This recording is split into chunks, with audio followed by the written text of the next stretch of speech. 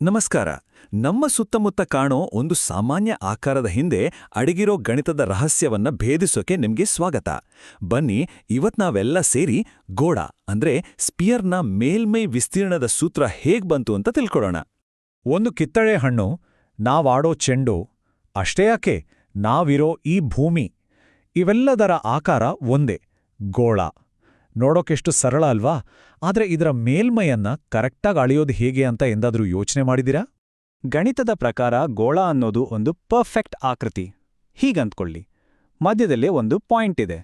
ಆ ಪಾಯಿಂಟಿಂದ ಎಲ್ಲಾ ದಿಕ್ಕಿಗೂ ಒಂದೇ ಅಂತರದಲ್ಲಿರೋ ಎಲ್ಲಾ ಬಿಂದುಗಳನ್ನ ಸೇರಿಸಿದ್ರೆ ನಮಗೆ ಏನ್ ಸಿಗುತ್ತೋ ಅದೇ ಗೋಳ. ಇದರ ವಿಶೇಷತೆಗಳನ್ನ ನೋಡೋದಾದ್ರೆ ಇದಕ್ಕೆ ಮೂಲೆಗಳಿಲ್ಲ, ಅಂಚುಗಳಿಲ್ಲ, ಪೂರ್ತಿ ಮೇಲ್ಮೈ ನುಣುಪಾಗಿ ವಕ್ರವಾಗಿದೆ. ಇದರ ಮಧ್ಯಭಾಗದಲ್ಲಿ ಒಂದು ಕೇಂದ್ರ ಬಿಂದು ಇರುತ್ತೆ. ಆ ಕೇಂದ್ರದಿಂದ ಮೇಲ್ಮೈಗೆ ಇರೋ ದೂರವನ್ನೇ ನಾವು ತ್ರಿಜ್ಯ ಅಥವಾ ಆರ್ ಅಂತ ಕರಿತೀವಿ. ಸರಿ, ಈಗ ಅಸ್ದಿ ವಿಷಯಕ್ಕೆ ಬರೋಣ. ಇಷ್ಟೊಂದು ಪರ್ಫೆಕ್ಟ್ ಆಗಿ ವಕ್ರವಾಗಿರೋ ವಸ್ತುವಿನ ಮೇಲ್ಮೈಯನ್ನ ಅಳಿಯೋದು ಹೇಗೆ? ಇದರ ಉತ್ತರ ಒಂದು ಸಣ್ಣ ಆದ್ರೆ ತುಂಬಾನೇ ಶಕ್ತಿಯುತವಾದ ಸೂತ್ರದಲ್ಲಿ ಅಡಗಿದೆ. ಆ ಸೂತ್ರನೇ 4πr². ಅಂದ್ರೆ 4πr². ಒಂದ್ ನಿಮಿಷ, ಯಾಕೆ 4? ಈ ಪೈ ಎಲ್ಲಿಂದ ಬಂತು? ಮತ್ತೆ ತ್ರಿಜ್ಯದ ವರ್ಗವನ್ನೇ ಯಾಕೆ ತಗೋಬೇಕು? ಇದೇನಾದ್ರೂ ಸುಮ್ಮನೆ ನೆನ್ಪಿಟ್ಕೋಬೇಕಾದ ನಂಬರ್ಸ್ ಅಷ್ಟೇನಾ, ಅಥವಾ ಇದರಿಂದ ಏನಾದ್ರೂ ಒಂದು ತರ್ಕ ಇದೆಯಾ? ಈ ರಹಸ್ಯವನ್ನ ಭೇದಿಸೋಕೆ ನಾವು ಪೂರ್ತಿ ಗೋಳವನ್ನ ನೋಡೋದನ್ನ ಬಿಟ್ಟು ಅದನ್ನ ಸರಿ ಅರ್ಧಕ್ಕೆ ಕತ್ತರಿಸ್ಬೇಕು. ಹೌದು, ನಾವು ಹುಡುಕ್ತಿರೋ ಉತ್ತರ ಅರ್ಧಗೋಳದಲ್ಲಿ, ಅಂದ್ರೆ ಹೆಮಿಸ್ಪಿಯರ್ನಲ್ಲಿ ಅಡಗಿದೆ. ಇದನ್ನ ಹಂತ ಹಂತವಾಗಿ ನೋಡೋಣ ಬನ್ನಿ. ಒಂದು ಗೋಳವನ್ನ ಅರ್ಧಕ್ಕೆ ಕತ್ತರಿಸಿದಾಗ ನಮಗೆ ಒಂದು ಅರ್ಧಗೋಳ ಸಿಗುತ್ತೆ. ಅದಕ್ಕೆ ಒಂದು ವಕ್ರವಾದ ಮೇಲ್ಭಾಗ ಇರುತ್ತೆ, ಜೊತೆಗೆ ಒಂದು ಚಪ್ಪಟೆಯಾದ ವೃತ್ತಾಕಾರದ ತಳ ಇರುತ್ತೆ. ಈಗ ನಮಗೆ ಗೊತ್ತಿರೋ ಹಾಗೆ ಅರ್ಧಗೋಳದ ಒಟ್ಟು ಮೇಲ್ಮೈ ವಿಸ್ತೀರ್ಣ ಅಂದ್ರೆ ಆ ವಕ್ರಭಾಗ ಮತ್ತು ತಳ ಎರಡೂ ಸೇರಿ 3πr² ಆಗುತ್ತೆ. ಆ ವೃತ್ತಾಕಾರದ ತಳದ ವಿಸ್ತೀರ್ಣ πr² ಅಂತ ನಮಗೆ ಈಗಾಗಲೇ ಗೊತ್ತು. ಸರಿ, ಇಲ್ಲೇ ಇರೋದು ಸ್ವಾರಸ್ಯ. ನಾವು ಅರ್ಧಗೋಳದ ಒಟ್ಟು ವಿಸ್ತೀರ್ಣದಿಂದ ಅಂದ್ರೆ 3πr²ನಿಂದ ಅದರ ತಳದ ವಿಸ್ತೀರ್ಣ πr² ಅನ್ನ ಕಳೆದ್ರೆ ನಮಗೆ ಉಳಿಯೋದು ಬರೀ ಆ ವಕ್ರಭಾಗದ ವಿಸ್ತೀರ್ಣ ಮಾತ್ರ, ಅಂದ್ರೆ 2πr².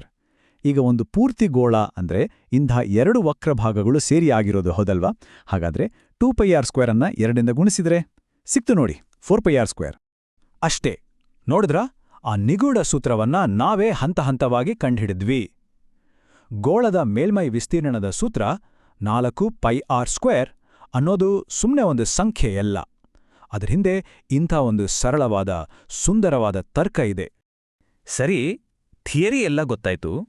ಈಗ ಈ ಸೂತ್ರವನ್ನ ನಿಜ ಜೀವನದಲ್ಲಿ ಹೇಗೆ ಬಳಸೋದು ಅಂತ ನೋಡೋಣ. ಬನ್ನಿ, ಕೆಲವು ಲೆಕ್ಕಗಳನ್ನ ಮಾಡೋಣ. ಮೊದಲನೇ ಪ್ರಶ್ನೆ, ಒಂದು ಗೋಳದ ತ್ರಿಜ್ಯ 7 ಸೆಂಟಿಮೀಟರ್ ಇದ್ರೆ ಅದರ ಮೇಲ್ಮೈ ವಿಸ್ತೀರ್ಣವನ್ನ ಕಂಡುಹಿಡೀರಿ. ನಮ್ಮ ಸೂತ್ರ ನೆನ್ಪಿದೆ ಅಲ್ವಾ? 4πr².